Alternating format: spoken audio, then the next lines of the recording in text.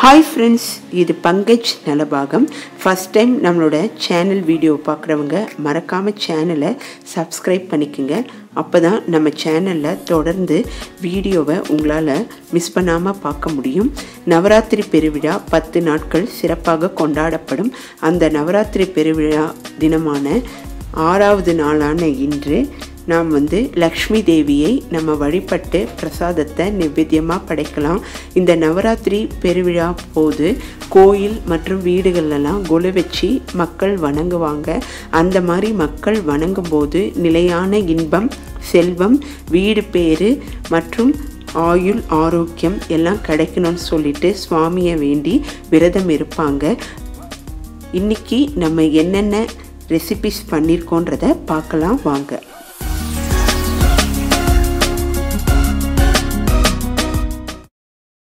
பொரிவிலங்காய் உருண்டை பார்க்க போகிறோம்.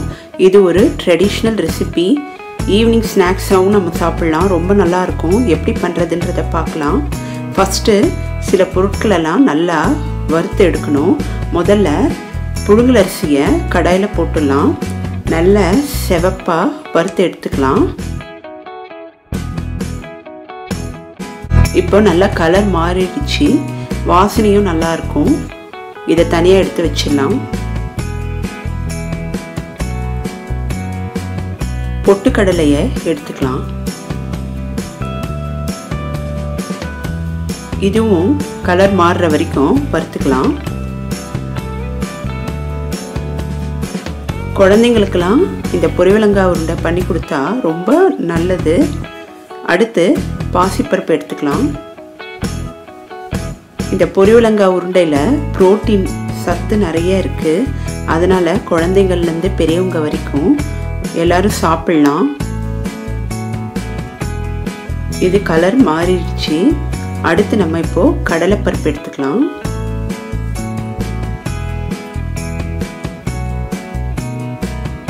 ஹெல்தியான ஒரு ஸ்நாக்னு சொல்லலாம். இப்போ கடலைப்பருப்பும் நல்லா வறுபட்டுடுச்சு. இப்போ கொஞ்சமாக நெய் விட்டுக்கலாம்.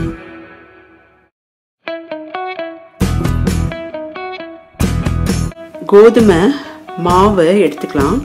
அதை நல்லா செவக்க வறுத்து எடுத்துக்கலாம். ஒரிஜினல் பொரிவிலங்காய் உருண்டை ரெசிப்பியில் கோதுமையை நல்லா வறுத்து மிஷினில் அரைக்க கொடுப்பாங்க. இப்போ நமக்கு அதுக்கெல்லாம் டைம் இல்லாததுனால நம்ம கோதுமை மாவையே நல்லா செவக்க வறுத்து எடுத்துக்கலாம். அதனால் டேஸ்ட்டு ஒன்றும் மாறுறதில்ல. எல்லாம் ஒரே டேஸ்ட்டாக தான் இருந்தது. அடுத்து கொஞ்சமாக கீ போட்டுக்கலாம்.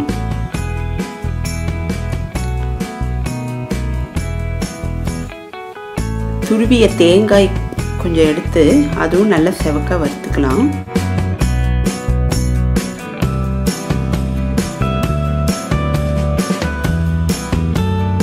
இந்த பொரிவிலங்காய் உருண்டையில் ஹை புரோட்டீன் இருக்கிறதுனால நம்ம பெரியவங்கள்லேருந்து குழந்தைங்க வரைக்கும் எல்லாருக்குமே நம்ம கொடுக்கலாம். கொஞ்சமாக நெய் விட்டுட்டு பாதாமை கட் பண்ணி வச்சுருக்கேன். அதையும் இதில் போட்டு வறுத்து எடுத்துக்கலாம். ஏன்னா அந்த பொரிவிலங்காய் உருண்டையில் இந்த பாதாம் அங்கங்கே இருக்கும்போது சாப்பிடும்போது டேஸ்ட்டு நல்லாயிருக்கும். சப்போஸ் உங்களுக்கு முந்திரி பிடிக்குன்னாலும் நீங்கள் இந்த இடத்துல முந்திரியும் சேர்த்து வறுத்து எடுத்துங்க. இப்போ வறுத்து வச்ச பொருட்களை எல்லாம் மிக்சியில் நல்லா அரைச்சிடலாம். இப்போ நம்ம மாவோட வறுத்து வச்ச கோதுமாவையும் சேர்த்து வச்சுருக்கோம். இப்போ இதுலேருந்து 1 கப்பு மாவு மட்டும் நான் எடுத்துக்கிறேன். இந்த 1 கப்புக்கு நான் 2 கப்பு வெல்லம், துருவிய வெல்லம் சேர்த்துக்கிறேன். மீதி மாவை நீங்கள் ஃப்ரிட்ஜில் எடுத்து வச்சுங்க. உங்களுக்கு எப்போ வேணுமோ அப்போ நம்ம ஈஸியாக இந்த பொரிவிலங்காய் உருண்டை பண்ணிக்கலாம். இப்போ இதில் கொஞ்சமாக தண்ணி விட்டுக்கலாம். வெல்லம் நல்லா கரையணும்.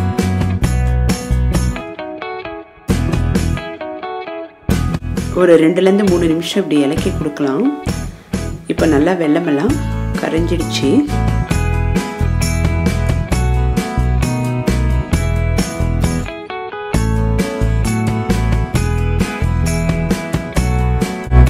வெல்லத்தில் கல், மண் தூசியெல்லாம் இருக்கும். அதனால் இப்போ நம்ம இதை வடிகட்டி எடுத்துக்கலாம்.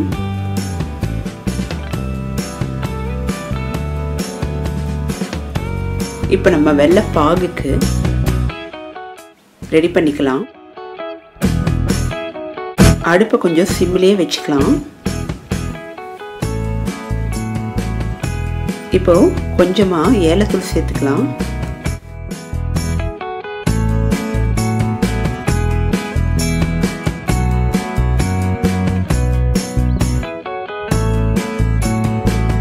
இந்த பொரிவிலங்காய் உருண்டையில் சுக்கு பொடி சேர்த்துப்பாங்க. உங்களுக்கு விருப்பம் இருந்தால் அதுவும் சேர்த்துக்குங்க. இப்போது பாகு எடுக்கும்போது கொஞ்சமாக தண்ணியில் இந்த வெள்ளைப்பாகை போட்டு பார்க்கலாம். நமக்கு இந்த மாதிரி சாஃப்டான ஒரு பதம் நமக்கு கிடைக்கும்.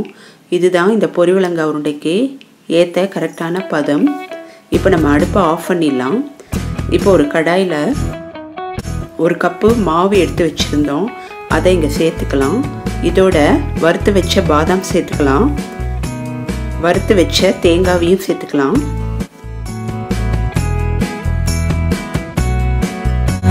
நம்ம இப்போ இந்த வெள்ளைப்பாகை கொஞ்சம் கொஞ்சமாக சேர்த்துக்கலாம். கொஞ்சம் கொஞ்சமாக விட்டு நல்லா கலந்து விட்டுக்கலாம்.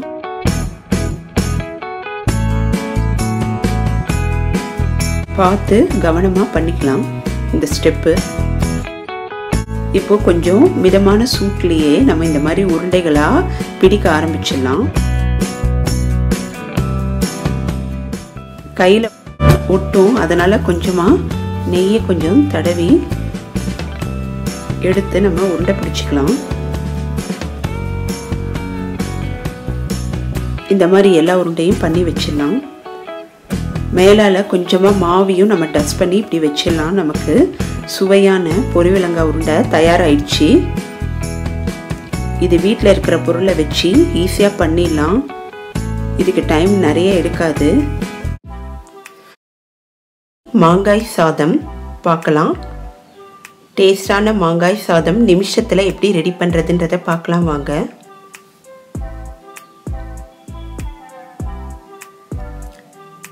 இதுக்கு நான் ஒரு மாங்காய் எடுத்திருக்கேன். இதை கட் பண்ணி நல்லா துருவிக்கலாம்.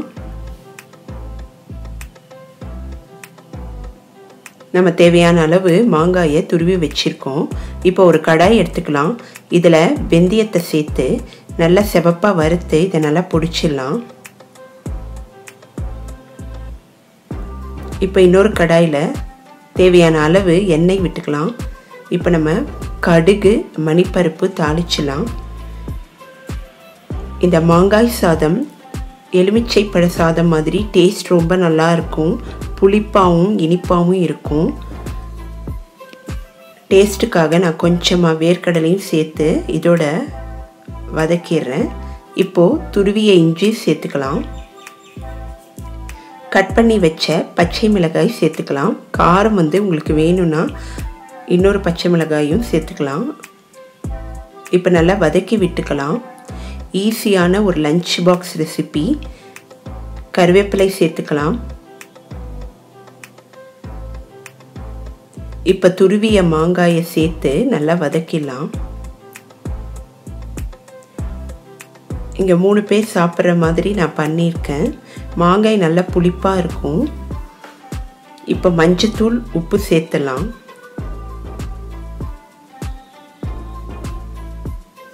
மாங்காயில் இருக்கிற பச்சை வாசனை போகணும். அதனால் நல்லா வதக்கிட்டு ஒரு 2-3 நிமிஷம் மூடி போட்டு வேக வச்சிடலாம். இப்போ நல்லா மாங்காய் நல்லா வதங்கியிருக்கு. இந்த டைமில் நம்ம வடித்து வச்சுருந்த புழுங்கலரிசி சாதத்தை சேர்த்துக்கலாம். இந்த சாதத்தை கொஞ்சம் ஆற வச்சு இப்போ இதோட கலந்துக்கலாம். இப்போ நல்லா மிக்ஸ் பண்ணி விட்டுக்கலாம். பொடி பண்ணி வச்சுருந்த வெந்தயத்தை இப்போ சேர்த்துக்கலாம். மிக்ஸ் பண்ணிவிட்டு அடுப்பை ஆஃப் பண்ணிடலாம். துருவிய தேங்காய் சுவைக்காக சேர்த்துருக்கேன். ரொம்ப டேஸ்ட் நல்லாயிருக்கும். இந்த மாங்காய் சாதம் எல்லோரும் விரும்புவாங்க.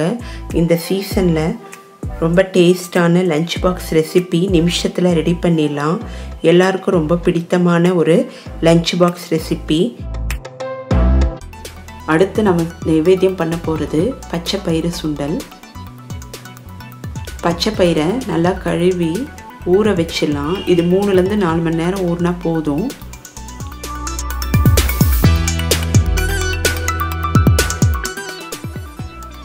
தண்ணியெல்லாம் வேறு தண்ணி மாற்றிட்டு நம்ம ப்ரெஷர் குக்கரில் பெருங்காயம் சேர்த்து கொஞ்சமாக உப்பு சேர்த்து வேக வச்சிடலாம்.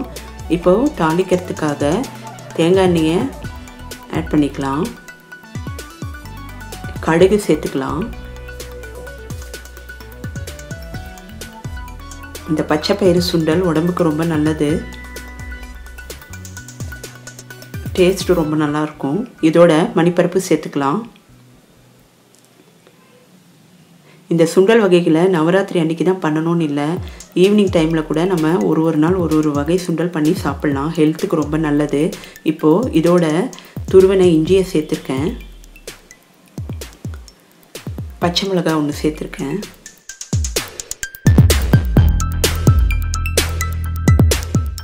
குழந்தைகள்லேருந்து பெரியவங்க வரைக்கும் எல்லாருக்குமே சுண்டல் கொடுக்கலாம், ரொம்ப நல்லது. இப்போ வேக வச்ச அந்த பச்சை பயிரை சேர்த்துக்கலாம்.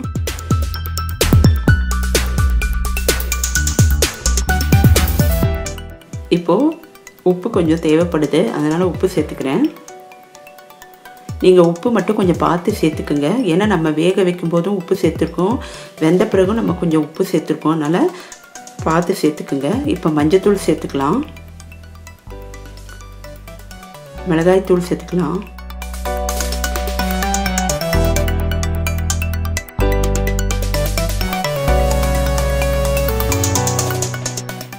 இந்த சுண்டல் வகைகளை ஈவினிங் தான் செய்யணும்னு இல்லை, பிரேக்ஃபாஸ்ட்டுக்கும் நம்ம செஞ்சுக்கலாம், ரொம்ப நல்லாயிருக்கும்.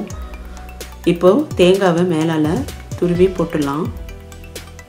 நமக்கு சுவையான பச்சை பயிறு சுண்டல் தயாராகிடுச்சு.